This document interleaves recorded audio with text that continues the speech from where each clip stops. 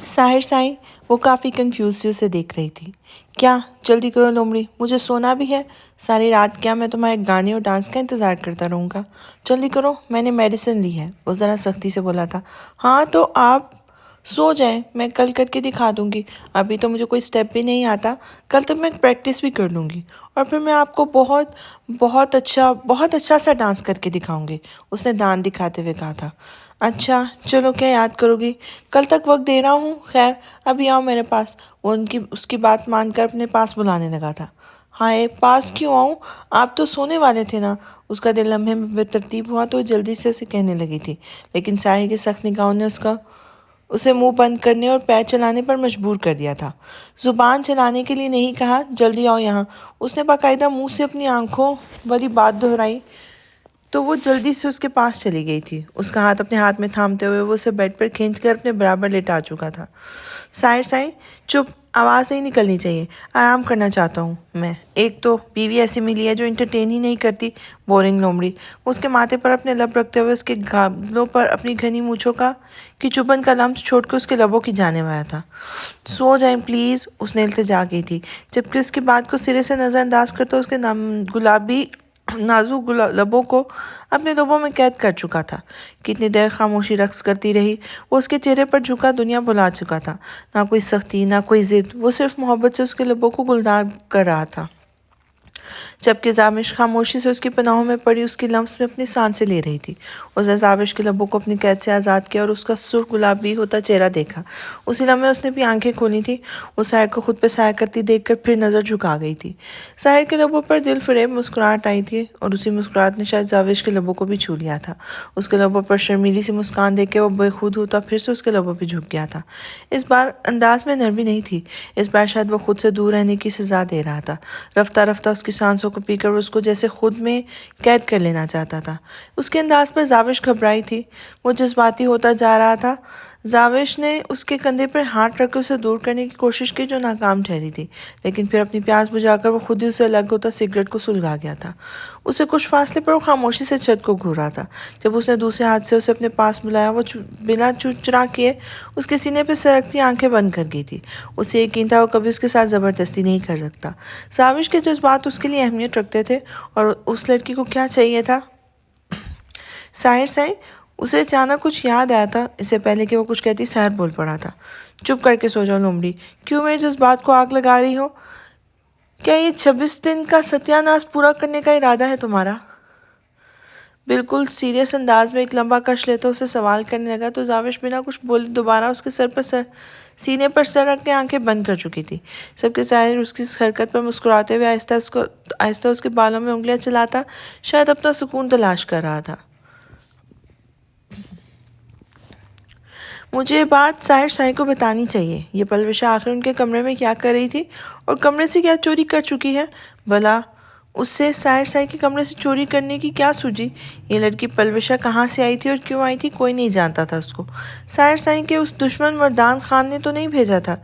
कहीं मर्दान खान के खिलाफ वो सबूत तो नहीं लेने आई थी जो साहिर साईं के पास थे?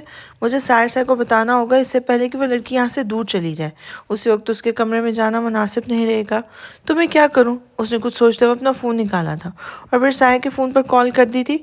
दूसरी तरफ से कॉल दूसरी बेल पर ही अटेंड कर ली गई थी। बोलो आरिफ साईं, क्या हुआ? तुम घर पर नहीं हो क्या जो उस वक्त मुझे फ़ोन कर रहे हो? उसने एक नज़र वक्त की जानिब देखा था जहाँ घड़ियाँ रात के 11 बजा रही थी। उस वक्त आरिश को फ़ोन करना उसके लिए बायसे हैरानगी था। हाँ साहिर, मुझे आपसे ज़रूरी बात करनी थी। आज घर से एक मुलाजमा को निकाल दिया गया है क्योंकि वो घर में आपके कमरे में चोरी करते पकड़ी गई थी। मुझे शक है ये ना हो कि उसने आपके कमरे से कुछ ज़रूरी चीज़ें चुरा ली हों, क्योंकि वो आज ही आपके कमरे में नहीं गई थी, बल्कि उससे पहले भी कई बार वो आपके कमरे में चोरी छुपे जा चुकी है। यहाँ तक कि पहले दिन तो सर्वेंट मामू साईं ने भी उसे कमरे से निकलते हुए देखा है। आरिश ने उसे पूरी तफसील बताई थी। परेशान होने की ज़रूरत नहीं है, मेरी सारी चीज़ें मेरे पास महफूज हैं। मेरे कमरे से कुछ भी चोरी नहीं हुआ और ना ही साहिर शाह की पहुंच से कोई चीज़ दूर हो सकती है। तुम बेफिक्र हो जाओ, मेरा सब कुछ मेरे पास है और जहाँ तक उस लड़की की बात है तो वो भी मेरी पहुंच से दूर नहीं है, बेफिक्र रहो।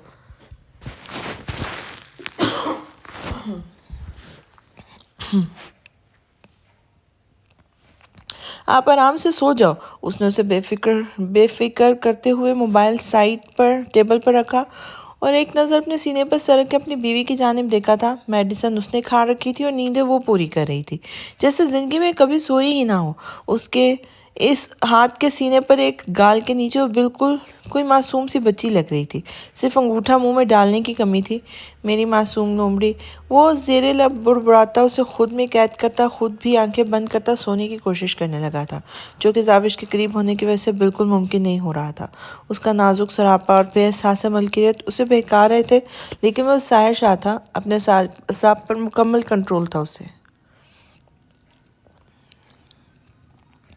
ہاں طارم سائیں، تم فکر نہ کرو، میں نے نور کو اس کی ماں کے گھر تک چھوڑا ہے اور میں شام میں بھی جاؤں گا اسے ملنے کے لیے۔ تم پریشان نہ ہو، میں ہوں نا یہاں اس کا خیال رکھنے کے لیے، میں اس سے رابطے میں رہوں گا۔ ابھی تو میں اس کے ماں کے گھر چھوڑ کر اپنے کام کے لیے جا رہا ہوں، لیکن واپسی پہ اسے مل کے ہوٹل جاؤں گا۔ وہ اسے یقین دلا رہے تھے۔ طارم نے کوئی جواب نہیں دیا تھا۔ دوسری طرف سے دوبارہ آواز آئی تھی، طارم سائیں تم پریشان لگ رہے ہو۔ نہیں چاچو سائیں، وہ جاتے ہوئے بہت رو رہی تھی۔ اگر سائر سائیں ٹھیک ہوتا تو میں کام کی ذمہ داری اسے دے کر ڈر کے ساتھ چلا جاتا۔ اسے اکیلے بھیجنا ٹھیک نہیں لگ رہا۔ آپ پلیز اس کا دھیان رکھیے گا۔ میں خود بھی آ جاؤں گا کچھ دنوں تک، لیکن مجھے سمرا پر یقین نہیں ہے۔ پتہ نہیں کیوں مجھے سب جھوٹ لگ رہا ہے۔ ایسا لگتا ہے کہ مائک نے نور سے جھوٹ کہا ہے۔ میں نے پتہ کروایا ہے، آج اس طرح کا کوئی ایکسیڈنٹ نہیں ہوا ہے۔ وہ کچھ پریشان سا تھا۔ نہیں طارم سائیں، کوئی اتنا بڑا جھوٹ کیوں بولے گا، اور وہ بھی تب جب سب ہماری نظروں کے سامنے ہو۔ کیا ان کو لگتا ہے کہ ہم اتنے بیوقوف ہیں کہ ہمیں کچھ بھی پتہ نہیں چلے گا؟ تم زیادہ سوچ رہے ہو اور کچھ نہیں۔ میں شام کو جاؤں گا نا نور سے ملنے کے لیے، تم فکر نہ کرو۔ میں میٹنگ کے بعد فون کروں گا تمہیں۔ اب چلتا ہوں میں۔ وہ فون رکھتے ہوئے بولے تو طارم سائیں نے بھی الوداعی کلام بول کر فون بند کر دیا تھا۔ سر، یہ پراپرٹی کے پیپرز۔ اندر داخل ہوتے ہوئے آدمی نے کاغذات اس کے سامنے رکھے تھے۔ تم یہ پیپرز یہاں کیوں لائے ہو؟ وہ حیرانگی سے پوچھنے لگا۔ اس نے ایسے تو نہیں کہا تھا۔ سر، سرمد سائی کا حکم ہے۔ وہ اپنی بات مکمل کر کے وہاں سے جا چکا تھا جب سرمد چاچو اس ہارے ہوئے انداز میں اندر داخل ہوئے تھے۔ چاچو سائیں، آپ ٹھیک تو ہے نا؟ وہ آگے بڑھتے ہوئے انہیں سہارا دینے لگا تھا۔ ہار گیا میں طارم، فون آیا تھا سمرا کے شوہر کا۔ اس نے کہا ہے کہ آج 6 ماہ پورے ہو چکے ہیں، اب طلاق دو نور کو۔ اس کے حصے کی دولت اس کے حوالے کرو۔ میں نے سب کاغذات نکالے ہیں تاکہ میں اس بدبخت کو جائیداد اور محبت سے آگ کر سکوں۔ نہیں تھی وہ ہمارے لائق طارم سائیں، میں غلطی پر تھا۔ وہ اٹک کر بول رہے تھے۔ طارم سائیں کو کچھ غلط ہونے کا احساس ہوا تو وہ تیزی سے ان کو کرسی پر بٹھانے لگا تھا، لیکن چاچو کا جسم اکڑ رہا تھا۔ ان کے منہ سے عجیب سی آوازیں آ رہی تھیں۔ طارم کی بے چینی حد سے سوا تھی۔ اس نے مزید وقت نہ برباد کیا اور تیزی سے انہیں سہارا دیتے گاڑی تک لایا تھا۔ اس کا ارادہ انہیں ہسپتال لے کے جانے کا۔ دماغ میں بہت کچھ چل رہا تھا۔ اسے سمجھ نہیں آ رہا تھا درد کا کون سا روپ اصلی تھا، وہ جو اتنے دنوں سے دکھا رہی تھی، یا پھر وہ جو جاتے ہوئے دکھا کر گئی تھی۔ تم نے اچھا نہیں کیا درے نور، سرمد شاہ، میں نے تمہاری غلطی معاف کی ہے، لیکن اگر میرے چاچو کو کچھ بھی ہوا نا تو اپنے ہوتے پر افسوس کرو گی، یاد رکھنا۔ گاڑی ہسپتال کی طرف رواں دوا تھی اور طارم شاہ کی سوچ درے نور کی طرف۔ انہیں تو فالج کا اٹیک ہوا ہے۔ وہ جیسے ہی ہسپتال پہنچا، ڈاکٹر نے انہیں دیکھتے ہوئے کہا تھا، اور انہیں فوراً ہی ایڈمٹ کر چکے تھے۔ حالت خطرناک حد تک خراب ہو چکی تھی۔ وہ پہلے ہی دل کے مریض تھے اور پھر مزید ذہنی ٹینشن کی وجہ سے ڈاکٹر نے اچھی خاصی امید بھی نہیں دی تھی۔ طارم سائیں نے ان کی حالت کے پیش نظر گھر میں انفارم کر دیا تھا۔ وہاں پر کھلبلی مچ چکی تھی، لیکن طارم نے فی الحال صرف سنان سائیں اور ہارون شاہ کو ہسپتال آنے کی اجازت دی تھی۔ ہسپتال آنے کے لیے تو سبھی تڑپ رہے تھے، لیکن طارم شاہ کی بات کے مخالفت کرنے کی ہمت کسی میں نہیں تھی۔ وہ جانتا تھا اس وقت سب سے زیادہ بری حالت ثانیہ کی ہوگی، لیکن اسے بھی ہسپتال آنے سے منع کر دیا تھا۔ اس وقت وہ لوگ گھر والوں کو سنبھال نہیں سکتا تھا، کیونکہ حقیقت تو یہ تھی کہ اس وقت وہ خود ہی ٹوٹا ہوا تھا، بکھرا ہوا تھا۔ وہ بالکل خاموش ہو گیا تھا۔ سنان سائی کو بھی اس کی خاموشی پریشان کر رہی تھی۔ طارم سائیں، فکر مت کرو، ہم چاچو سائی کو کسی اور اچھے ہسپتال لے کر جائیں گے۔ اگر اس ملک میں ان کا علاج نہ ہوا تو ہم انہیں کہیں باہر لے جائیں گے، انشاءاللہ وہ بالکل ٹھیک ہو جائیں گے۔ ڈاکٹر نے اس کی حالت کی اصل وجہ ذہنی دباؤ بتایا ہے، لیکن چاچو سائیں کو اب کس چیز کی فکر تھی، کس چیز کی ٹینشن تھی جو انہیں ہسپتال کے بیڈ پر پہنچا گئی؟ کچھ سمجھ نہیں آ رہا۔ وہ اتنے خوش تھے، بلکہ کچھ دن پہلے تو اتنے ریلیکس اور پرسکون لگ رہے تھے، پھر اچانک ایسا کیسے ہو گیا؟ ان کی یہ حالت ہو گئی۔ اللہ انہیں شفا عطا کرے۔ لیکن ہمیں انہیں کسی اچھے ہسپتال میں لے کے جانا چاہیے۔ تم ٹھیک کہہ رہے ہو سنان سائی، میں بھی یہی سوچ رہا ہوں کہ چاچو سائی کو یہاں سے کسی بڑے ہسپتال میں شفٹ کر دوں۔ تم ایسا کرو، حیدر چاچو کو فون کر کے انہیں بتا لو ہمیں ان کی ضرورت ہے۔ دارم سائی نے کچھ سوچتے ہوئے کہا تھا۔ نہیں دارم سائی، ہمیں ایسا نہیں کرنا چاہیے۔ نور وہاں پر اکیلی ہے، مزید اسے اکیلا نہیں چھوڑنا چاہیے۔ تم جانتے ہو سمرا اور وہ لوگ کیسے ہیں، مجھے ان لوگوں پر بالکل یقین نہیں ہے۔ ہمیں دور کو وہاں اکیلی چھوڑنا چاہیے۔ اچھا ہی ہے نا وہاں بابا سائی وہاں پر ہیں، کیونکہ چاچو سائی کی حالت کو مد نظر رکھتے ہوئے تم بھی تو نہیں جا پاؤ گے نہ ان کے پاس، تو بہتر ہے وہاں ان کے پاس کوئی تو ہو۔ وہ اسے سمجھاتے ہوئے کہہ رہا تھا۔ بچی نہیں ہے وہ سنان سائی، اسے کسی کی ضرورت نہیں ہے، وہ اپنا خیال رکھ سکتی ہے۔ تم چاچو سائی کو فون کرو، انہیں واپس آنے کے لیے کہہ دو، اس وقت ہمیں ان کی زیادہ ضرورت ہے۔ اب مزید کوئی بحث نہیں۔ وہ بات ختم کر کے اس کے قریب سے اٹھ کر باہر نکل گیا تھا، جبکہ سنان اس کے غصے اور پریشانی سے اپنے پاپا کو فون کرنے لگا تھا۔ مجھے نور سے ملنا ہے، بلا دو اسے اندر سے۔ حیدر صاحب 2 گھنٹے بعد اپنے کام سے فارغ ہو کر سیدھے وہیں پہ آئے تھے۔ دارم سائی بہت زیادہ پریشان تھے اور ان کی پریشانی دور کرنے کے لیے وہ اپنا کام ختم کرتے ہی سیدھے نور سے ملنے کے لیے چلے گئے تھے۔ اگر دارم سائی کا شک درست ہوا تو وہ کسی بڑی مصیبت میں پھنس سکتی تھی، اور اب وہ ایسا ہرگز نہیں چاہتے تھے کہ وہ بھی تب جب دارم سائی اس کے پاس موجود ہی نہیں تھا۔ اس لیے وہ فی الحال نور کو خود پروٹیکٹ کرنا چاہتے تھے۔ نور میڈم تو اپنی موم کے ساتھ چلی گئی ہیں، اسے دیکھتے ہوئے کہنے لگا تھا۔ لیکن کہاں؟ وہ حیرانگی سے پوچھنے لگا تھا۔ پتہ نہیں، لیکن وہ نہیں ہے، بلکہ یہاں انہوں نے کہا تھا کہ اگر آپ واپس آئیں تو آپ کو کہہ دیں کہ نور میڈم اب واپس نہیں جانا چاہتی۔ باقی مجھے اور کچھ نہیں پتا۔ اب آپ جائیں یہاں سے، کیونکہ ہمارے سر اور نور میڈم نے ہمیں آپ سے بات کرنے کے لیے منع کیا ہے، وہ انہیں دیکھتے ہوئے بتا رہا تھا، جبکہ حیدر صاحب حیرانگی اور پریشانی سے اسے دیکھ کر رہے تھے۔ آخر یہ آدمی کیا بکواس کر رہا تھا؟ ابھی صبح ہی تو وہ نور کو یہاں چھوڑ کر گیا تھا، اور اب یہ آدمی نہیں کوئی اور ہی کہانی سنا رہا ہے۔ بکواس بند کرو، اندر سے کسی کو بلاؤ، اور مجھے تم نہیں جانتے۔ وہ بہت غصے سے بولے تھے۔ وہ نور کو یہاں چھوڑنے کی غلطی ہرگز نہیں کر سکتے تھے۔ زیادہ ایٹیٹیوڈ دکھانے کی ضرورت نہیں ہے، نکلو یہاں سے۔ تم ہمیں نہیں جانتے، ہم دھکے مار کر نکال دیں گے۔ وہ شخص بھی ڈٹ گیا تھا، جبکہ اس کی جیب میں ان کا فون بجنے لگا تھا۔ ہاں سنان سائی، بولو جلدی، مجھے پولیس کو فون کرنا ہے، وہ ایک سائڈ پر ہوتے ہوئے اسے بتانے لگے تھے۔ بابا سائی آپ جتنی جلدی ہو سکے واپس پاکستان آ جائے۔ سرمر چچو کو فالج کا اٹیک ہوا ہے، حالت بہت زیادہ خراب ہے، شاید وہ زندگی بھر کے لیے پیرالائز ہو گئے ہیں۔ دارم سائی نے کہا ہے کہ جتنی جلدی ہو سکے آپ واپس پاکستان آ جائیں، اور فوراً انہیں پوری بات بتانے لگا تھا۔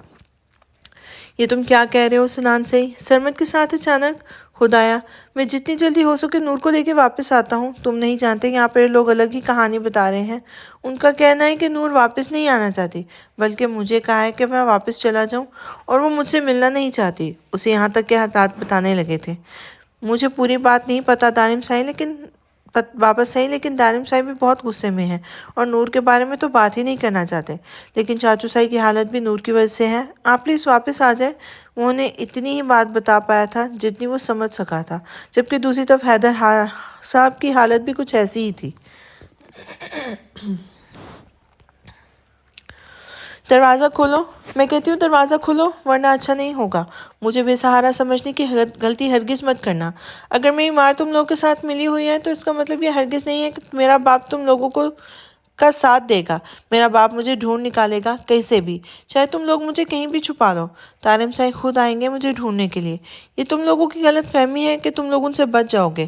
اگر اپنی زندگی چاہتے ہو تو مجھے جانے دو یہاں سے، اسی میں تم لوگ کی بھلائی ہے۔ وہ کب سے دروازہ کھٹکھٹاتے ہوئے چلا رہی تھی، لیکن باہر تو جیسے سب بہرے ہو گئے تھے۔ اسے اپنی ماں کی بے حسی پر افسوس ہوا تھا۔ شاید اس کی ماں نے کبھی اسے اپنی اولاد سمجھا ہی نہیں تھا۔ اسے تو اپنی ماں کے رویے پر کوئی افسوس ہی نہیں ہوا تھا۔ صبح وہ غصے میں اس گھر سے نکل گئی تھی، لیکن اس سے پہلے کہ وہ فون پر چاچو سائی کو بلاتی یا انہیں کسی کی یہاں کے حالات کے بارے میں بتاتی، اس کے منہ پہ رومال رکھ کر اسے بے ہوش رکھ دیا گیا تھا۔ جب اسے ہوش آیا تو وہ یہاں ہی اسی گھر کے کمرے کے اندر پڑی تھی۔ دروازہ کھٹکھٹا کر وہ اچھی خاصی تھک کر واپس بیڈ پہ بیٹھی تھی۔ چلا چلا کر اس کا گلا بیٹھ چکا تھا اور اس سے خاموش ہوئے تھوڑی ہی دیر ہوئی تھی کہ اچانک کسی نے دروازہ کھولا تھا اور اس کی ماں اندر داخل ہوئی تھی۔ اس کا دل چاہا تھا اسے کچھ کر بیٹھے۔ آپ کیوں کر رہی ہیں یہ سب کچھ؟ دولت چاہیے نا آپ کو؟ میں دوں گی، میرے بابا صاحب مجھ سے محبت کرتے ہیں۔ آپ بتا دیجیے آپ کی ڈیمانڈ کیا ہے، وہ دے دیں گے آپ کو میرا صدقہ اتار کر، لیکن یہاں سے جانے دیں مجھے۔ میری نظروں میں اتنا نہ گریں آپ کے ماں لفظ کا مان ٹوٹ جائے۔ اسے دیکھتے ہوئے نفرت سے بولی تھی۔ میں تو دے دیتی تمہیں آزادی نور، لیکن میں کیا کروں نا، وہ بہن ہے نا، اس کا تعلق بہت بڑے بڑے لوگوں سے ہے۔ اسے صرف تمہاری ضرورت ہے، وہ تمہارے لیے کچھ بھی کر جائے گا۔ وہ کسی دارم شاہ سے نہیں ڈرتا اور نہ ہی اسے کسی اور کا ڈر ہے۔ اسے صرف تمہاری ضرورت ہے۔ اگر تم اسے نہ ملی تو وہ ساری دنیا کو آگ لگا دے گا۔ میں نے مجبور ہو کر قدم اٹھایا ہے، تم آسانی سے واپس نہیں آ رہی تھی، اور بین پاکستان نہیں جا سکتا تھا کیونکہ اس پر پابندی لگی ہوئی ہے، اور تمہیں یہاں واپس بلانے کے لیے مجھے تو کچھ کرنا ہی تھا، ورنہ وہ بین مجھے مروا ڈالتا، مائک کو مروا ڈالتا۔ اور بین تم سے سچی محبت کرتا ہے، وہ تم سے شادی کرنا چاہتا ہے، اس میں کوئی برائی نہیں ہے، یہاں تک کہ وہ تمہارے لیے اپنا مذہب بدلنے کے لیے بھی تیار ہے۔ تو کیوں اتنے نخرے دکھا رہی ہو؟ شادی کرو اس کے ساتھ اور ساری زندگی عیاشی کرو۔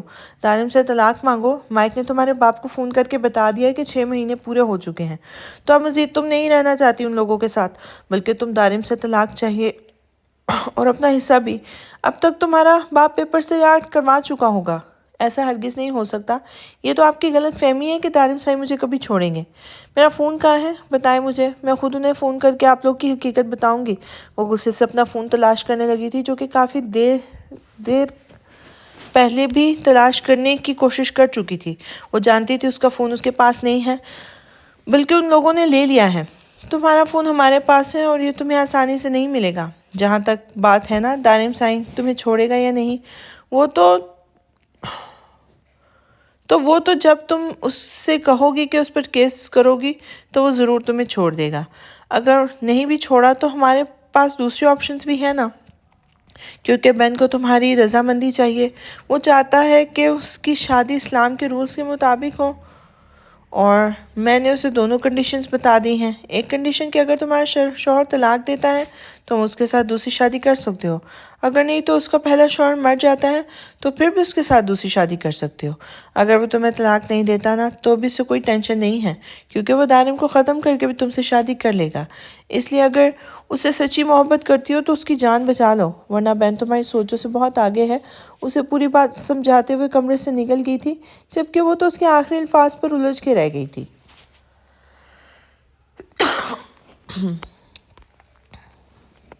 چاچو سائی کی حالت بگڑتی جا رہی تھی۔ ان کے دونوں ٹانگیں مفلوج ہو چکی تھیں اور زبان جم چکی تھی۔ ڈاکٹر نے کہا تھا ان کا بہت سارا خیال رکھے، ورنہ شاید وہ زندگی میں کبھی بول نہیں پائیں گے۔ ان کا چہرہ ایک طرف لٹک گیا تھا۔ فالج کے اٹیک نے ان پر بڑے منفی اثرات مرتب کیے تھے۔ اب سب کچھ صرف اور صرف ڈر کی وجہ سے ہوا تھا۔ اپنی ضد اور انا کی وجہ سے اس نے اپنے باپ کو آج اس حالت تک پہنچا دیا تھا۔ اس نے سوچ لیا تھا اسے کبھی معاف نہیں کرے گا۔ کتنی بے حس تھی چاچی سائی کی اولاد، اس نے اسے سر پر چڑھایا تھا۔ اس نے غلطی کی تھی کہ وہ اسے اتنی اہمیت دی، اتنی محبت کے قابل نہیں تھی جتنی دارم سائی نے اسے دے دی تھی۔ اسے پہلے دن ہی جوتے کے نوک پر رکھا ہوتا تو شاید آج یہ دل نہ دیکھنا پڑتا۔ کچھ عورتیں محبت کے قابل ہی نہیں ہوتی۔ اس نے اسے ہمیشہ سر پر چڑھا کے رکھا تھا، بلکہ کسی ملکہ کی طرح اسے دل کی سلطنت کی کرسی پر براجمان کیا تھا۔ تبھی تو اس کی دل کی دنیا کو اتنی جلدی سے آسانی سے آگ لگا کر چلی گئی تھی، کتنی آسانی سے اسے برباد کر کے چلی گئی تھی، اور ہمیشہ اسے نادان سمجھتا رہا۔ سچ تو یہ تھا کہ محبت میں بیوقوف تو وہ خود بنا رہتا تھا۔ محبت میں اس کے سامنے اپنا آپ اس نے خود پیش کیا تھا، اس نے خود اپنا دل اسے کھیلنے کے لیے دیا تھا، اور وہ کھیل کر جا چکی تھی۔ یہ کھیل شروع تم نے کیا تھا اور اب اسے ختم میں کروں گا۔ اگر مجھے یہ پتا ہوتا کہ تمہاری محبت کی وجہ سے مجھے میرے اپنوں کی اس حالت میں دیکھنا پڑے گا تو تمہاری محبت پر لعنت بھیجتا ہوں۔ وہ غصے سے اپنے بالوں کو مٹھیوں میں قید کیے ہوئے تھا۔ اس سے نفرت محسوس ہو رہی تھی۔ اتنا بے بس اس نے اپنے آپ کو پہلے کبھی محسوس نہیں کیا تھا۔ آج 3 دن سے وہ लोग अस्पताल के चक्कर काट रहे थे। चाचू साईं की हालत में किसी तरह का कोई सुधार नहीं आया था। उसे माफ़ी मांगने की कोशिश में वो इतने बेबस हो जाते कि उसकी आंखों से आंसू गिरने लगते। दारिम ने अपने चाचू को इस हालत में पहले कभी नहीं देखा था। जब जब वो उनको इस हालत में देखता था तब तब उसे नूर से नफरत महसूस होती थी। उसका दिल चाह रहा था कि वो नूर को अपने सामने खड़ा करके शूट कर दे। अपने चाचू की हालत देखते हुए नूर को सनान ने उसके फ़ोन पर राब्ता करने की कोशिश की थी, जो कि एक अनजान आदमी ने उठाया था और कहा था कि वह नूर का बॉयफ्रेंड है और नूर उसे बात नहीं करना चाहती, उन लोगों से कोई ताल्लुक़ नहीं रखना चाहती, क्योंकि ये शर्त के 6 महीने ख़त्म हो चुके हैं। अब वो नूर दारिम साईं पर केस करके तलाक लेगी, वो उससे शादी करेगी। यह खबर तमाम घर वालों पर किसी पहाड़ की तरह टूटी थी। किसी को भी यकीन नहीं आया था कि नूर का कोई बॉयफ्रेंड भी हो सकता है। उसके बाद किसी ने भी नूर को फ़ोन करने या उससे बात करने की कोशिश ही नहीं की थी। अब वो दारिम की खामोशी की वजह सबको समझ आई थी, लेकिन उसने भी कह दिया था कि जब तक चाचू साईं ठीक नहीं हो रहे वो इस बारे में किसी से कोई बात नहीं करना चाहता। और ये बात कह के वो बाहर निकल गया था, लेकिन किसी को भी अंदाज़ा नहीं था कि वो इतनी बुरी वाली हालत में वापस आएगा। उसका बहुत बुरा एक्सीडेंट हुआ था। चाचू साईं के साथ साथ उसकी हालत भी काफ़ी नाजुक थी। 3 दिन गुजर चुके थे और वो भूखी प्यासी उसी हालत में पड़ी थी। उससे किसी ने कोई बात नहीं की थी। कमरा अंदर से बंद था। वो लोग उसके फ़ोन पर कब्जा कर चुके थे। किसी भी तरीके से वो घर वालों से राब्ता नहीं कर पा रही थी। तो क्या चाचू साईं ने भी वापस उसकी खैरियत जानने की कोशिश नहीं की? उसके दिमाग में हज़ारों सवाल चल रहे थे। आखिर दारिम साईं ने अभी तक किसी भी ज़रिए से उसका राब्ता करने की कोशिश क्यों नहीं की थी? 3 दिन गुजर गए थे यहाँ उन लोगों की कैद में। क्या चाचू से उससे मिलने के लिए आए होंगे? अगर हाँ तो उन लोगों ने क्या जवाब दिया होगा? जिस चीज़ की वो डिमांड वो लोग उससे कर रहे थे वो तो मर के भी नहीं करने वाली थी, चाहे कुछ भी हो जाए। उसने सोच लिया था कि वो उनके सामने हिम्मत हरगिज़ नहीं हारेगी। वो झूठ की बुनियादों पर उसे यहाँ पर बुलाने में कामयाब तो हो गए थे। अगर वो सच भी हो जाए तो भी उनकी बात मानने को तैयार नहीं थी। उसकी माँ दौलत के लिए इस हद तक गिर गई थी तो वो क्यों ऐसी औरत से मोहब्बत करती रही? नूर, कुछ खा लो मेरी जान। कब तक क्यों भूखी प्यासी इस कमरे में पड़ी रहोगी? देखो यहाँ कोई नहीं आने वाला तुम्हारे लिए। तुम्हारा बाप और शोहर तुमसे राब्ता नहीं कर रहे हैं, किसी ने फ़ोन तक नहीं किया तुम्हें, और तुम उनके लिए मरी जा रही हो। यकीन नहीं आ रहा तो ये देखो तुम्हारा फ़ोन, उस पर किसी को कोई कॉल नहीं आई। मुझे भी याद आया कि दारिम का फ़ोन तुम्हें कैसे आ सकता है। उसका तो मेरे ख्याल में एक्सीडेंट हुआ है। क्या दारिम साईं ठीक है ना? जवाब दे मुझे। कैसे हो उनको एक्सीडेंट? आप चुप क्यों हैं? बोले ना प्लीज़। उसकी आंखों से आंसू बह रहे थे जबकि सामने बैठी माँ बेहिस बनी हुई थी। बैन ने किया है। उसने सोचा अगर तुम तलाक के लिए राज़ी नहीं हो तो क्यों ना दूसरा रास्ता अख्तियार करके देख ले। नूर, तुम्हारी मर्ज़ी है। अगर दारिम की ज़िंदगी चाहती हो तो सोच लो तुम्हें आगे क्या करना चाहिए। अगर उसके निकाह में रही ना तो वो नहीं रहेगा। याद रखना, आगे तुम्हारी मर्जी। वो तुमसे हराम ताल्लुक़ नहीं बनाना चाहता, वरना तुम जानती हो कि तुम उसके घर पर हो और वो कभी भी कुछ भी कर सकता है। तुम्हारा फ़ोन छोड़कर जा रही हो, आगे तुम समझदार हो। वो उसके करीब से उठकर बाहर निकल गई थी और उसका फ़ोन पास ही पड़ा था, लेकिन उठाने की हिम्मत उसमें नहीं हो रही थी। आज 3 दिन के बाद वो घर वापस आ गया था। ना तो उसको किसी से बात करना चाहता था और ना ही किसी का चेहरा देखना चाहता था। वो खामोशी से अपने कमरे की जानिब चला गया था। एक्सीडेंट इतना शदीद था कि जान जाते जाते रह गई थी, लेकिन इस एक्सीडेंट को उसने इतना नॉर्मल लिया था जैसे कोई आम सी बात हो। ये चंद ही दिन में उस पर तीसरा जानलेवा हमला था। एक तरफ चाचू साईं की हालत और दूसरी तरफ से दारिम का एक्सीडेंट और फिर तीसरी नूर की नाकाबिले यकीन हकीकत का सामने आना। सब घर वाले शॉक्ड ही थे। किसकी नज़र लग गई थी इस घर की खुशियों को? अचानक क्या से क्या हो गया था? कोई कुछ समझ नहीं पा रहा था। सब खामोश थे। बड़ी बी का कहना था काली नज़र है। क्या किसी की काली नज़र इस हद तक ख़तरनाक हो सकती है कि हंसता खेलता घुराना यूँ इस हाल में पहुँचे? असगर साहब तो मुसलसल बकरे सदके दे रहे थे, गरीबों में खैरात बांट रहे थे कि किसी तरह उनके घर पे आई मुसीबत टल जाए। तारिम साईं ने तो किसी से भी बात करना छोड़ दिया था। सिर्फ साहिर साईं उसके कमरे में जाता और उनका ख्याल रखता। उसके अलावा किसी में इतनी हिम्मत नहीं थी कि तारिम शाह का गुस्सा बर्दाश्त कर सकता। सरनिश और जाविश ने तो रो रो कर अपना हाल बिगाड़ लिया था। जबकि 2 दिन बाद आरिश भी वापस पेरिस जाने वाला था, लेकिन दारिम साईं को इस हाल में छोड़ के जाने का उसका दिल बिल्कुल नहीं कर रहा था। اس کے ہاتھ بری طرح کانپ رہے تھے۔ نہ جانے اس میں اتنی ہمت کہاں سے آئی تھی، لیکن دارم کا نمبر اس نے ملا لیا تھا۔ دارم صاحب کے ایکسیڈنٹ کی خبر نے اسے بری طرح توڑ دیا تھا۔ 10 دن گزر چکے تھے۔ اس کا فون اس کے پاس ہی تھا، لیکن صرف ایک ہی بار فون کرنے کی اجازت تھی، وہ بھی صرف اور صرف دارم شاہ کو۔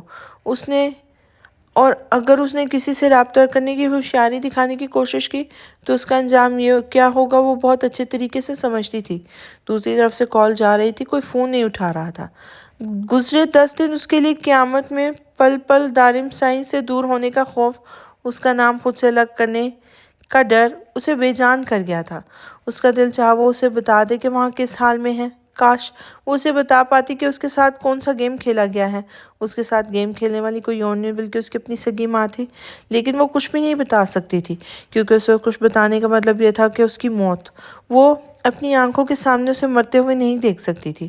اسے سمجھ نہیں آ رہا تھا کہ اس نے کسی کا کیا بگاڑا تھا جو اسے اتنے دکھ ملے۔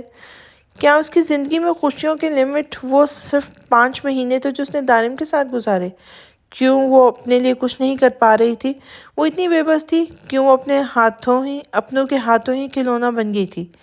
بین نے اسے وقت دیا تھا۔ اس نے کہا تھا تمہارے پاس 1 ہفتے کا وقت ہے۔ دارم کو کہو کہ تمہیں طلاق دے دے، اور اگر وہ تمہیں طلاق نہیں دیتا تو اپنی جان دے دے گا، وہ اپنی جان سے جائے گا۔ پچھلے 1 ہفتے سے وہ اذیت کی کس انتہا پر تھی وہ خود بھی نہیں جانتی تھی۔ اس نے خود کو دارم کو فون کرنے کے لیے کس طرح تیار کیا تھا اسے نہیں پتا تھا، لیکن اپنی تمام تر ہمت جمع کر کے اس نے دارم کو فون کر لیا تھا، لیکن دوسری طرف سے کوئی جواب نہیں مل رہا تھا۔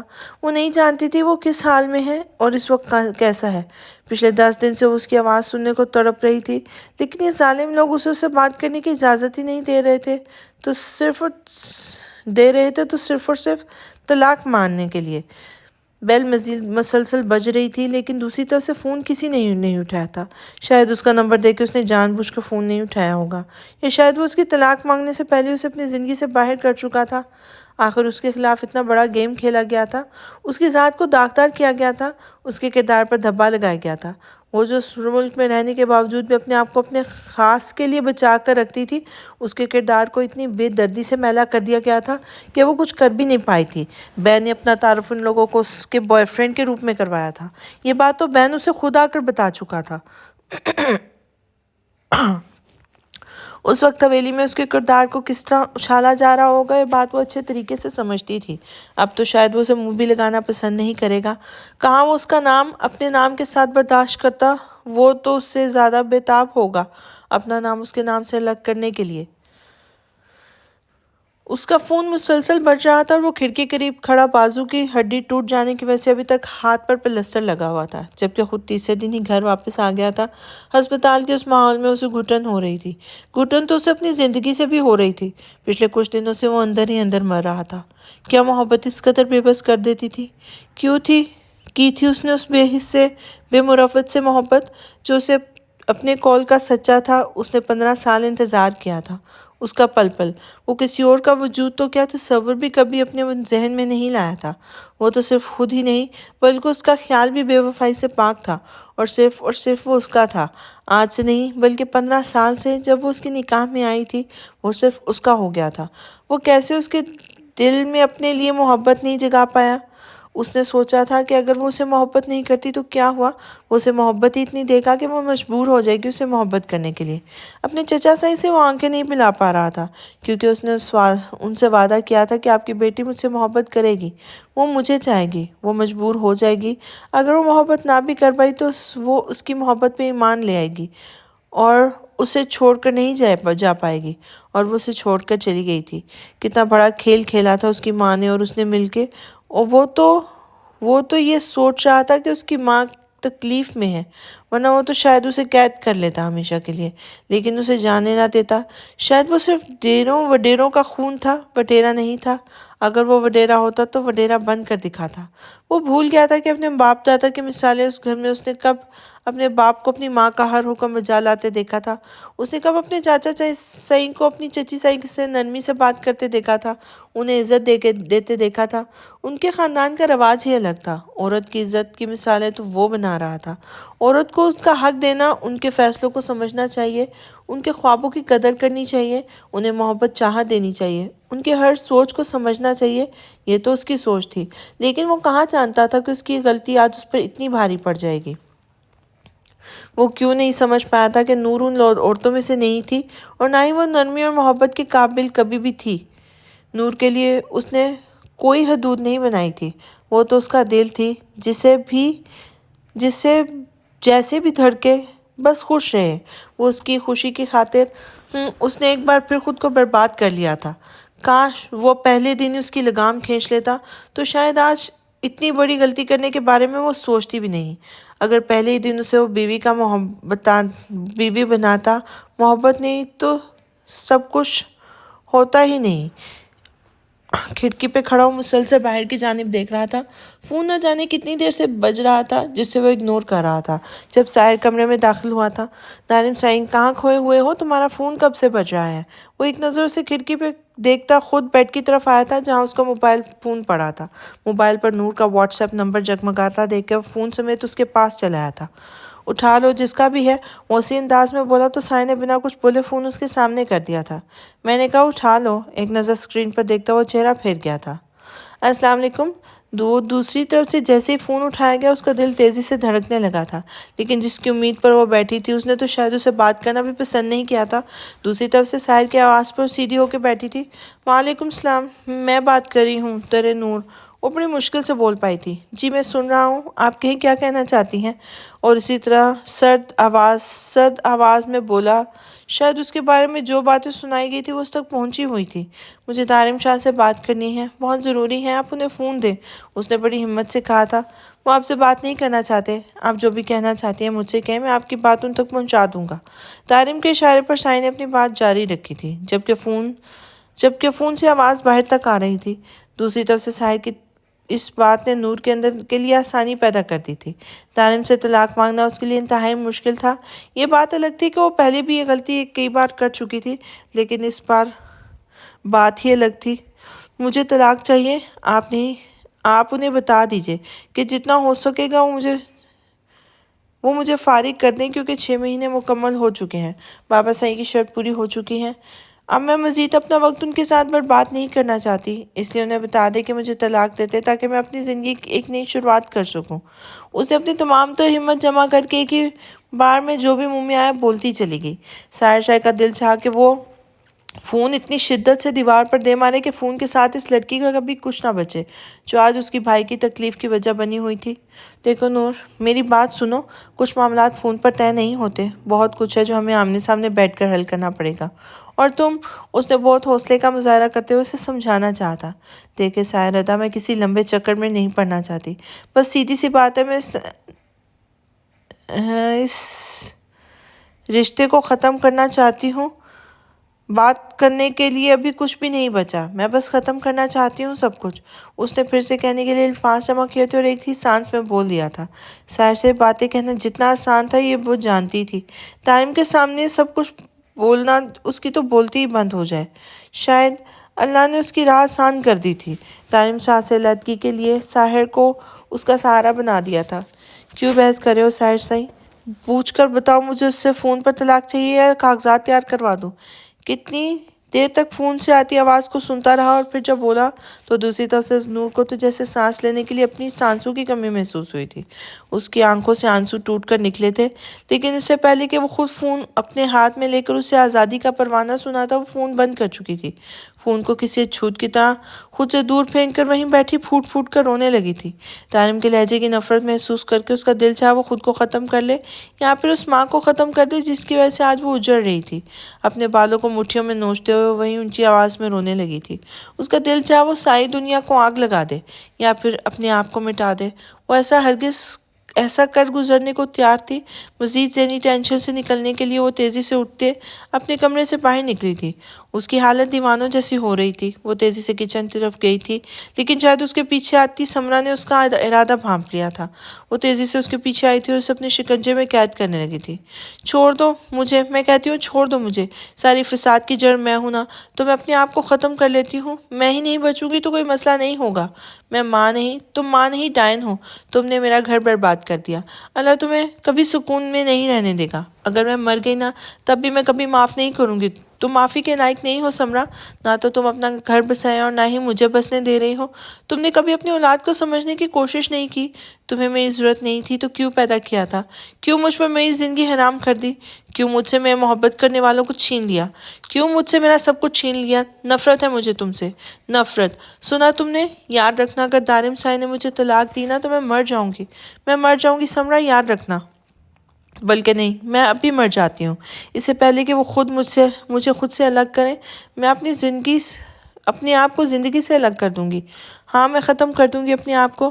پیچھے کی جانب دھکا دیتی اسے تیزی سے چھری کے ساتھ اپنی نس ہی کٹ لگا چکی تھی، جس پر سمرا کی بھی چیخ نکل گئی تھی۔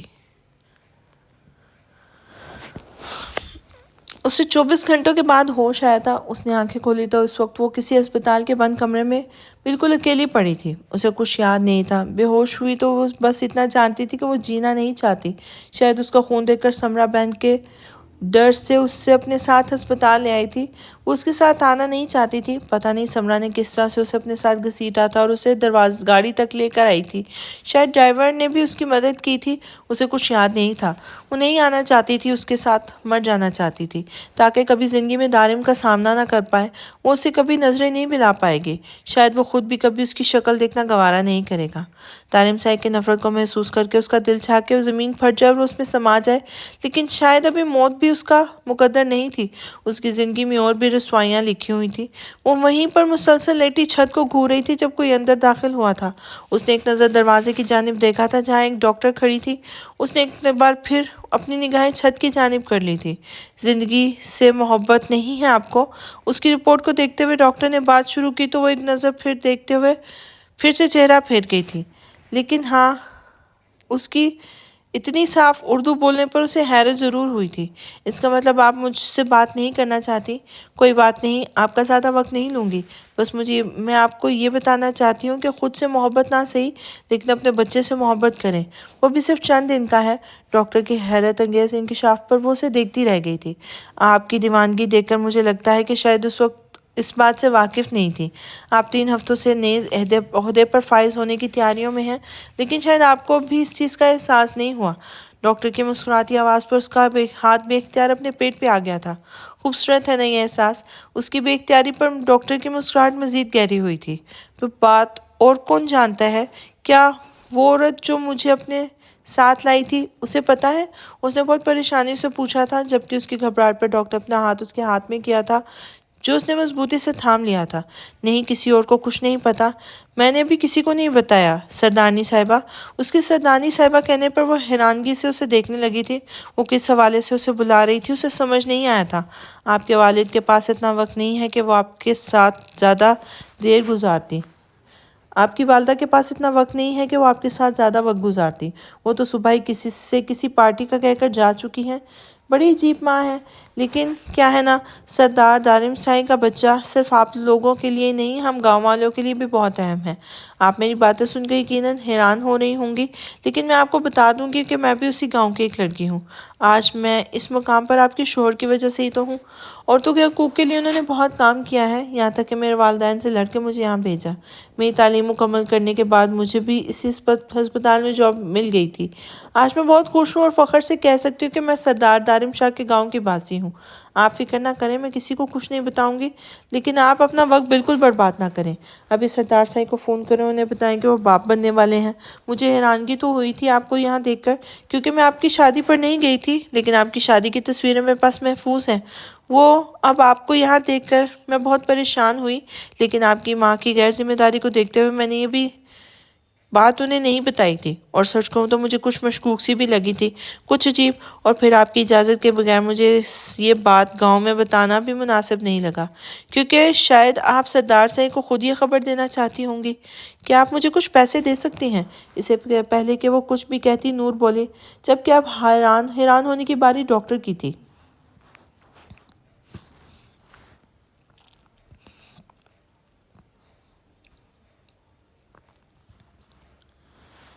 میں تمہیں ہر جگہ ڈھونڈ کر تھک گیا ہوں اور تم یہاں بیٹھ کر آنسو بہا رہی ہو۔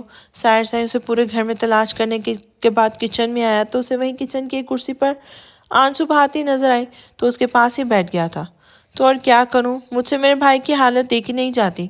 آپ دیکھ رہے ہیں کتنے دنوں سے وہ کمرے میں بند ہے، کمرے سے نکلتے ہی نہیں، کسی سے بات ہی نہیں کرتے، اور وہ نور، اللہ اسے کبھی خوش نہ رہنے دے۔ ساوش، یہ کیا طریقہ ہے کسی کو بددعا دینے کا؟ جانتی ہو نا، دشمن کو بھی بددعا نہیں دینی چاہیے۔ نور تو پھر تمہاری سگی چچا زاد ہے، ہو سکتا ہے اس نے کبھی اسے سمجھا ہی نہ ہو، اسے جاننے کی کوشش ہی نہ کی ہو۔ وہ کبھی بھی ہمارے ماحول کا حصہ تھی ہی نہیں، وہ ہمیشہ سے ہی واپس جانا چاہتی تھی۔ یہ شادی بھی ایک سمجھوتے کے تحت ہوئی تھی، ایک رسک پہ یہ شادی کروائی گئی تھی۔ چاچو سائی کو لگتا تھا کہ ان کی بیٹی سدھر جائے گی، جب وہ دارم سائی کے ساتھ ایک نئی زندگی کی شروعات کرے گی تو سب ٹھیک ہو جائے گا، لیکن ایسا نہیں ہو سکا۔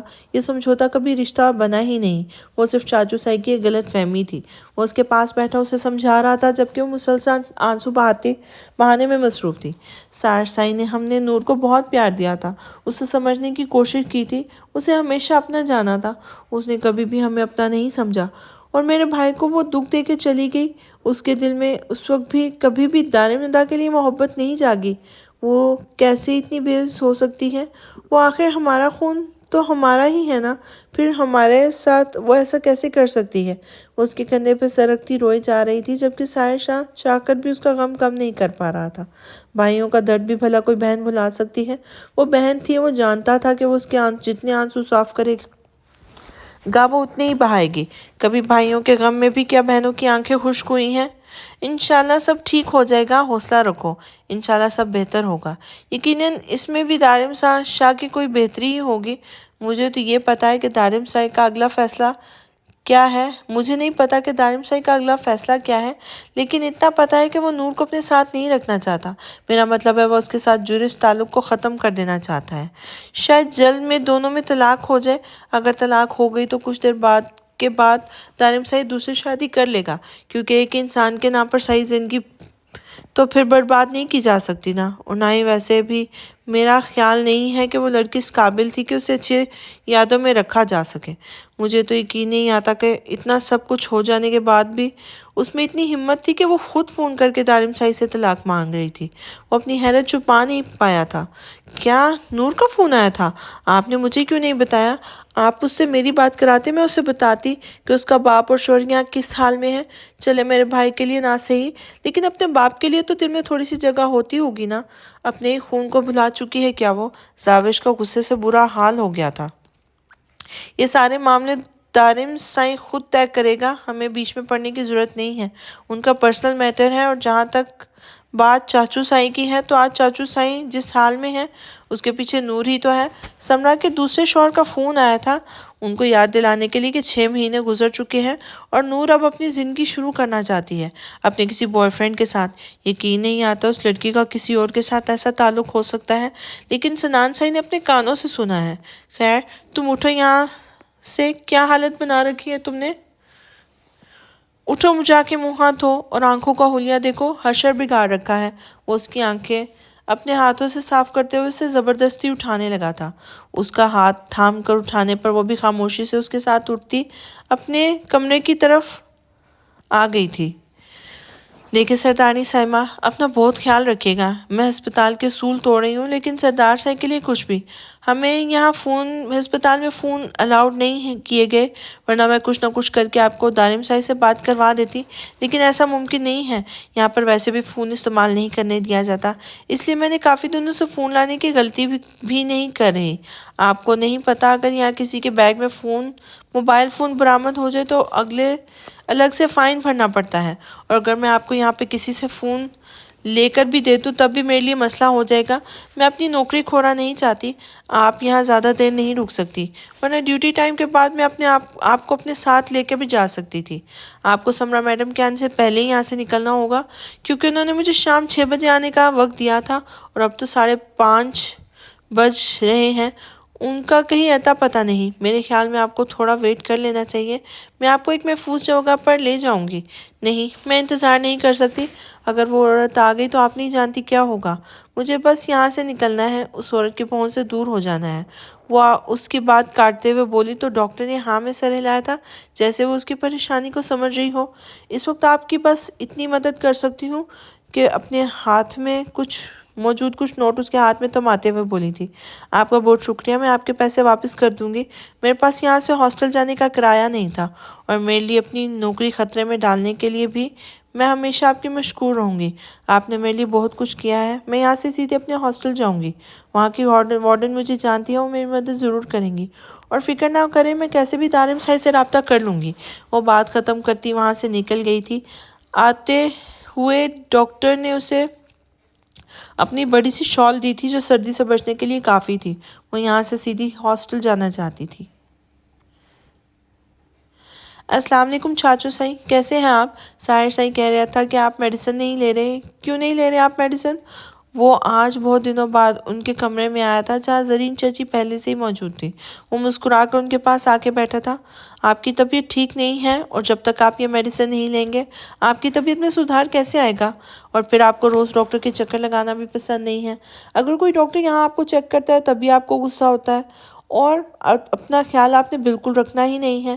اب ایسے کیسے چلے گا؟ وہ ان کے پاس بیٹھے ہوئے ان کی میڈیسن نکال کے دینے لگا تھا، جبکہ وہ آنکھوں میں آنسو لیے اسے دیکھے جا رہے تھے۔ دارم سائیں معاف، بڑی مشکل سے کچھ بولنے کی کوشش کر رہے تھے جب دارم سائیں نے اس کے دونوں ہاتھ تھام لیے تھے۔ چاچو سائیں، مجھے آپ سے کوئی شکایت نہیں ہے۔ آپ مجھ سے معافی کیوں مانگ رہے ہیں؟ آپ نے کچھ غلط نہیں کیا۔ آپ نے وہی کیا جو ایک باپ کا فرض ہوتا ہے، جو ایک باپ ہونے کے ناطے آپ کر سکتے تھے۔ وہ آپ کی بیٹی نہیں بن سکی، وہ بیٹی ہونے کا فرض ادا نہیں کر سکی، اس میں آپ کا کیا قصور؟ آپ بالکل بے گناہ ہیں، آپ کو کسی بھی بات کی ٹینشن نہیں لینی۔ آپ کی بیٹی نے جو بھی کیا ہے شاید اس کی ماں کی سکھائی ہوئی سیکھ تھی۔ اس عورت نے زندگی سے خود جو سبق سیکھا وہی اپنی بیٹی کو سکھایا۔ میں نے زندگی کے 15 سال اس کے انتظار میں برباد کر دیے، لیکن اب ایسا نہیں ہوگا۔ فکر نہ کریں، آپ کی بیٹی کی طرف سے طلاق کا مطالبہ آ چکا ہے، اور اب میں اسے آزاد کرنے کا فیصلہ کر چکا ہوں۔ اگر وہ میرے ساتھ رہنے کا فیصلہ کر بھی لینا تب بھی میں اس جیسی عورت کو اپنی زندگی میں نہیں رکھوں گا۔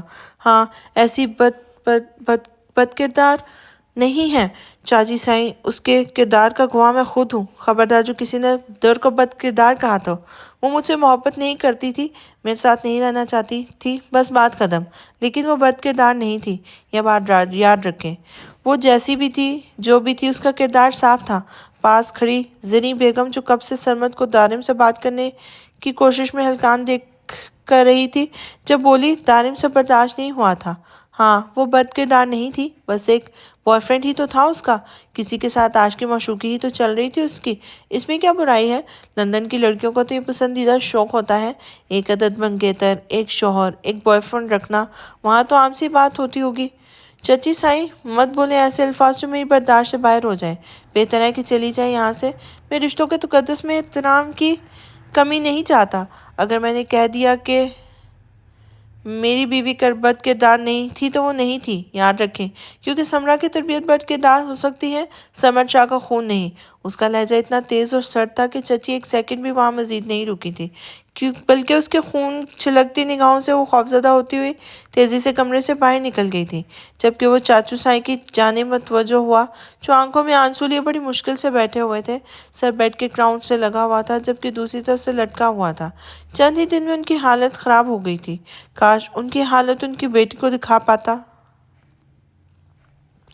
وہ کالی چادر میں چھپی بڑی مشکل سے ہاسٹل تک پہنچی تھی۔ اپنی پریگنینسی رپورٹ اس نے اپنے ہاتھ میں تھام رکھی تھی۔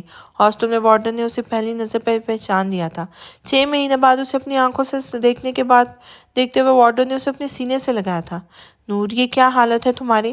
تم نے اپنے آپ کو چھپا کر رکھا ہے، تمہارے ہاتھ پہ پٹی کیوں بندھی ہوئی ہے میری جان؟ کچھ تو بتاؤ، یہ سب کیا ہو رہا ہے؟ وہ اسے اپنے ساتھ لیے کمرے میں لے آئی تھی۔ در نے مزید ان سے کچھ بھی نہیں چھپایا، اور وہ انہیں اپنے بارے میں سب کچھ بتانے لگی تھی۔ سب کچھ جاننے کے بعد وارڈن خود بھی بے حد پریشان تھی۔ نور، تم پریشان مت ہو، تمہارے مسئلے کا بس ایک ہی حل ہے کہ جلد سے جلد تمہارے شوہر سے رابطہ کیا جائے۔ مجھے نمبر دو تمہارے شوہر کا، میں فون کرتی ہوں۔ وہ اسے سمجھانے لگی تھی تو نور نے فوراً ہی دارم صاحب کا نمبر انہیں دے دیا تھا۔ اسے نہیں پتا تھا کہ دارم فون اٹھائے گا بھی یا نہیں، بس اتنا جانتی تھی کہ دارم کو جب یہ خبر سنائے گی تو وہ بہت خوش ہوگا۔ کتنی بار اس نے خود ذکر کیا تھا اس بات کا کہ پتہ نہیں اس کے نصیب میں بابا صاحب بننا کب لکھا ہوگا۔ اب وہ اتنی بڑی خوشی کو کیسے خود تک میں دور رکھے ہوئے تھی۔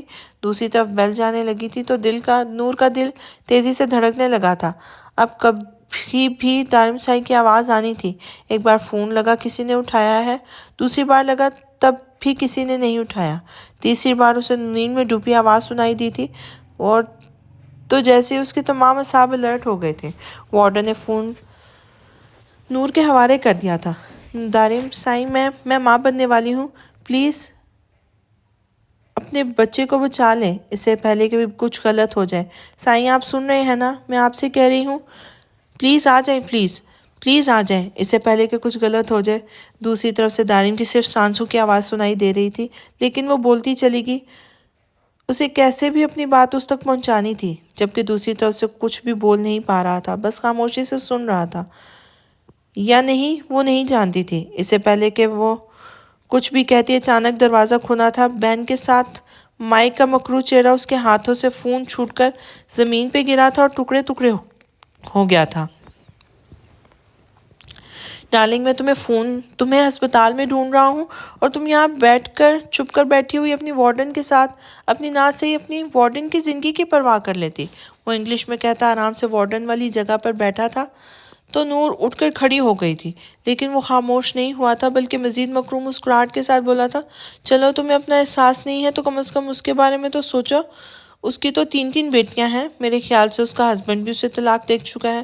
دیکھو نا، ان کے یہاں آنے سے پہلے میں نے ساری انفارمیشن نکال لی، کیونکہ میں جانتا تھا نور تم کبھی بھی گئی تو یہیں پر جاؤ گی، کیونکہ اس کے شاید کوئی اور منزل ہی نہیں تھی۔ اب تم بتاؤ تم نے کیا کرنا ہے؟ نور کا ساتھ دیتے ہوئے موت کو گلے لگانا پسند کرو گی، اپنی بیٹیوں کے فیوچر کے بارے میں کچھ سوچو گی؟ بہتر ہوگا۔ بین کی بندوق اس کے ماتھے پر رکھتے ہوئے اسے دھمکا رہا تھا، جبکہ نور بالکل خاموش کھڑی انہیں دیکھ رہی تھی۔ تمہیں جو بھی کرنا ہے مجھ سے کہو، انہیں چھوڑو، ان کا کوئی قصور نہیں ہے۔ میں آئی تھی یہاں، ساری غلطی میری ہے۔ تم نے جو کہنا ہے مجھ سے کہو، وہ بے قصور ہے، وہ تو جانتی بھی نہیں ہے میں یہاں آنے والی ہوں۔ اپنی وجہ سے اس عورت کو پھنستے دیکھ کر نور خود ہی بول اٹھی تھی، اس نے غلطی کی تھی، اسے یہاں نہیں آنا چاہیے تھا۔ اس کی ماں جانتی تھی کہ نور کا کوئی اور ٹھکانہ نہیں ہے، اگر وہ کبھی بھی کہیں پر گئی تو اپنے ہاسٹل ہی جائے گی، اور وہ کسی جگہ کو جانتی نہیں تھی، اور نہ ہی اس کی کوئی دوست تھی۔ بچپن سے وہ اسی ہاسٹل میں رہتی آئی ہے، آگے بھی اس نے اسی ہاسٹل میں زندگی گزارنی تھی۔ یہ تو اس کا نصیب تھا جس نے اسے پاکستان پہنچا دیا، اتنی محبت کرنے والا شوہر، چاہنے والا خاندان دے دیا تھا۔ میں بھی تو یہی کہہ رہا ہوں نور ڈارلنگ، اس بیچاری کا کوئی قصور نہیں ہے، تو کیوں اس کی جان مشکل میں ڈالی ہے؟ لیکن تم نہیں جانتی تمہاری مدد کرنے والوں کا کیا حال ہوگا۔ دیکھو، میں برا انسان نہیں ہوں، میں بھی ایک اچھا انسان ہوں، اور ایک اچھی لائف پارٹنر چاہتا ہوں، بالکل تمہاری طرح۔ اس میں غلطی کیا ہے؟ اگر تمہیں دیکھتے ہی مجھے تم سے محبت ہو گئی تو کیا غلط ہے؟ شادی کرنا چاہتا ہوں، کیوں بھاگ رہی ہو مجھ سے؟ میں تمہارے لیے کچھ بھی کرنے کو تیار ہوں، یہاں تک کہ تمہارا مذہب قبول کر لوں گا، تم سے شادی نہیں نکاح کروں گا، تمہارے پورے اسلامک کلچر کے حساب سے ایکسیپٹ کروں گا، لیکن نہیں، تمہیں میرا نہیں اس جاہل دارم سائی کا ساتھ چاہیے، اور میں ایسا ہونے نہیں دوں گا، کیونکہ تم میری ہو۔ ارے کروڑوں کا خرچہ کیا ہے تمہارے لیے، پوچھو تمہارے اسٹیپ فادر سے کتنی دولت لٹائی ہے میں نے ان دونوں پر تمہارے نام پر، اور تم مجھ سے بھاگ رہی ہو۔ دیکھو نور، میں تمہیں بہت خوش رکھوں گا، اب تمہارے ہاتھ میں کیا ہے؟ اپنی دھن میں بولے جا رہا تھا جب اسے نور کے ہاتھ میں کاغذ نظر آیا جو شاید اسے چھپانے کی کوشش کر رہی تھی۔ اس کی نظروں سے پوشیدہ نہ رہ سکا تھا، وہ آسانی سے اس کے ہاتھ سے وہ کھینچ چکا تھا، بہت کوشش کے باوجود بھی اسے محفوظ نہیں رکھ پائی تھی۔ وہ اس کی آنکھوں کے سامنے کھولتا ہوا پڑھنے لگا تھا، جس پہ لکھا ہوئی تحریر نے بین کو غصہ دلا دیا تھا۔ وہ بے یقینی سے اسے دیکھ رہا تھا، جبکہ چہرہ غصے سے سرخ ہو چکا تھا۔ یہ کیا بکواس ہے؟ کیا تم پریگننٹ ہو؟ کیا تم دارم شاہ کے بچے کی ماں بننے والی ہو؟ نور، میں ایسا نہیں ہونے دوں گا، تم سے میری ہو، اور دنیا کی کوئی طاقت تمہیں میرا ہونے سے روک نہیں سکتی۔ اب سے تمہارا دارم سائی سے کوئی تعلق نہیں ہے، اور میں اس تعلق کو بھی ختم کر دوں گا۔ اگر تم اس عورت کی جان بچانا چاہتی ہو تو مجھے اس بچے کو ختم کرنا ہوگا، یا تو یہ عورت مرے گی یا تمہارے اندر پلنے والا بچہ۔ جلدی فیصلہ کرو، تمہارے پاس صرف اور صرف 5 منٹ کا وقت ہے۔ میں مائک نہیں ہوں جو اپنے بیوی کے پہلے شوہر کے بچے پالتا رہوں گا، مجھے صرف اور صرف تمہاری خوبصورتی سے غرض ہے۔ جلدی فیصلہ کرو، یہ بچہ یا پھر یہ عورت۔ وہ ضد پہ اڑا ہوا تھا، ہر بات اپنی ہر ایک بات بار بار دہرا رہا تھا کہ در مسلسل یہ سوچ رہی تھی کہ وہ اپنی کوکھ میں پلنے والے اس معصوم بچے کو بچانے کی کوشش کرے جو اس کے اور دارم کی خوشیوں کی وجہ تھی، یا پھر اس بچے کو، عورت کو بچائے جس کی 3 جوان بیٹیاں جوانی کی دہلیز پر کھڑی تھیں۔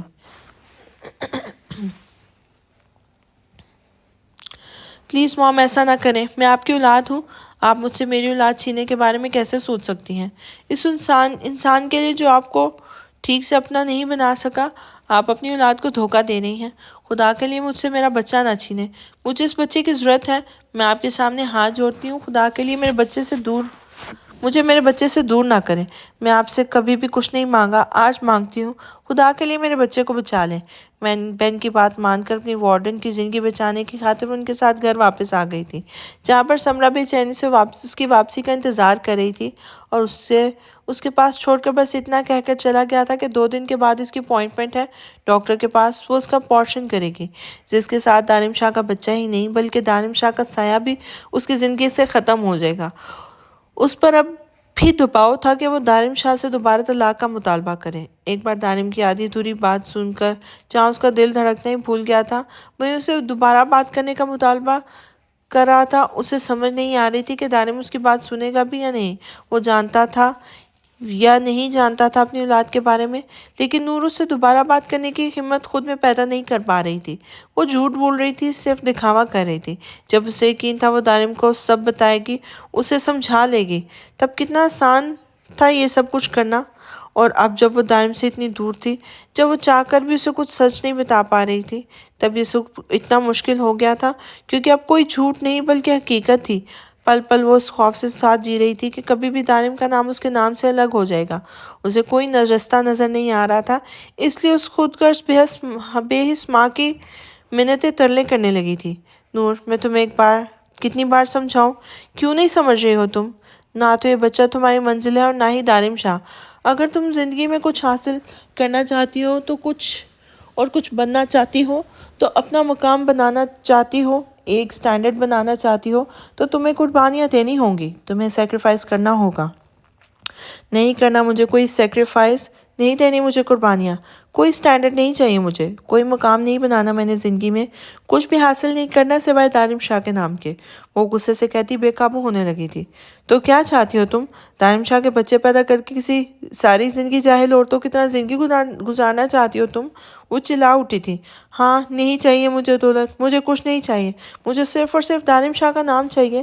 ہاں، ساری زندگی اس کے بچے پیدا کروں گی، اس کی غلامی کروں گی، کیونکہ دارم شاہ جیسے انسان کی بیوی بننا بین ڈیوڈ جیسے بے غیرت کی گرل فرینڈ بننے سے بہتر ہے۔ وہ لحاظ کیے بنا بولی تھی۔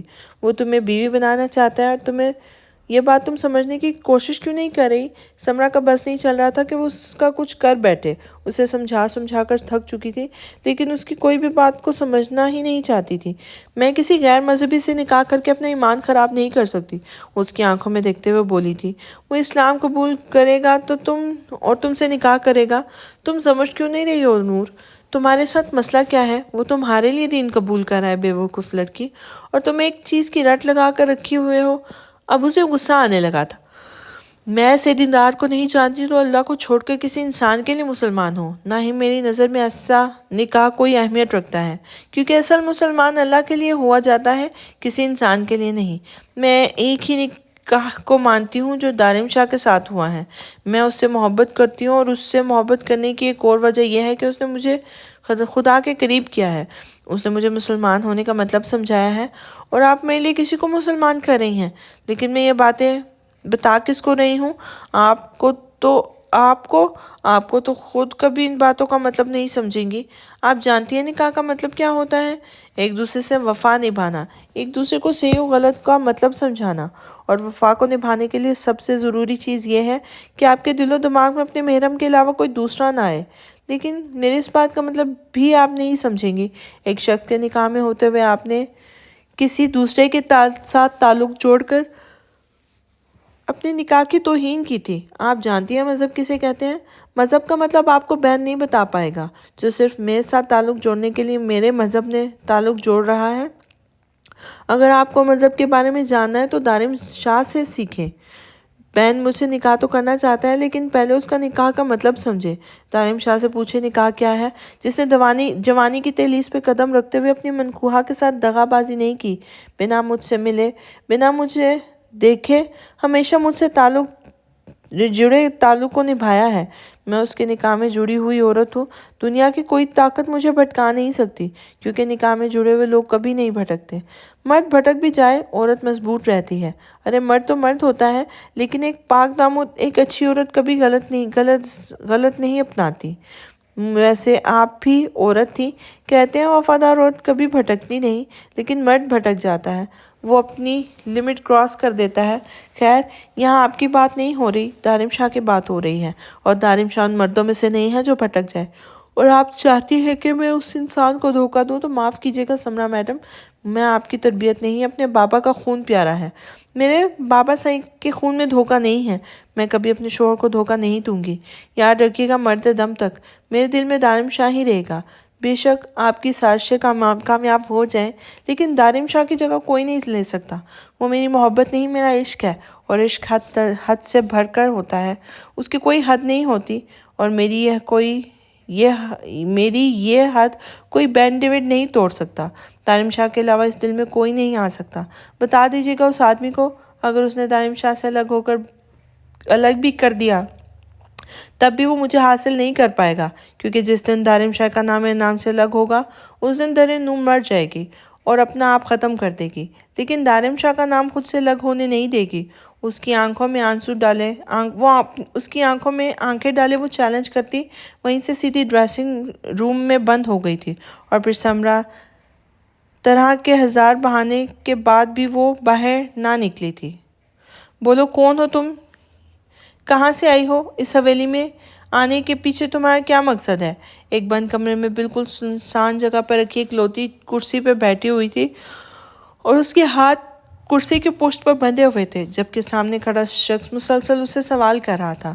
سائیں، میرا کوئی قصور نہیں ہے، میں آپ کے گھر کی ملازمہ ہوں، بس مجھے تھوڑے پیسوں کی ضرورت تھی، اس لیے چوری کرنے کی نیت سے سائر سائیں کے کمرے میں گئی تھی۔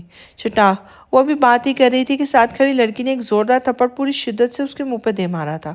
اس کے ہونٹوں سے خون بہنے لگا تھا، جبکہ سامنے کھڑا شخص صرف اسی کو دیکھے جا رہا تھا۔ میرے سوال کا جواب نہیں ہے تو میں اپنا سوال ایک بار پھر سے دہراتا ہوں، تم سائر شاہ کے کمرے میں کیوں گئی تھی؟ اس سے میرا کوئی لینا دینا نہیں ہے، مجھے یہ بتاؤ تم اس گھر میں کیوں آئی ہو؟ اس حویلی میں آنے کے پیچھے کیا راز چھپا ہے؟ کون سا مقصد لے کے تم یہاں آئی ہو؟ تمہیں یہاں کس نے بھیجا ہے؟ اس نے پھر سے اپنا سوال دہرایا تھا۔ سائیں جی، مجھے معاف کر دو، مجھ سے غلطی ہو گئی، خدا کے لیے معاف کر دو، میں صرف چوری کی نیت سے گئی تھی اور یہاں کام کرنے کے لیے آئی ہوں، میں بہت غریب انسان ہوں، پشاور میں میرا گھر ہے، میری 6 بہنیں ہیں، یتیم ہوں، بھائی نہیں ہے سر پر، بے آسرا ہوں، بے سہارا ہوں، نوکری کے لیے تلاش میں آئی تھی اور یہاں حویلی کے کام کی تلاش میں پہنچی تھی، مجھے یہاں نوکری مل گئی، غلطی ہو گئی مجھ سے، میں یہاں سے چلی جاؤں گی، بس مجھے ایک بار جانے دے۔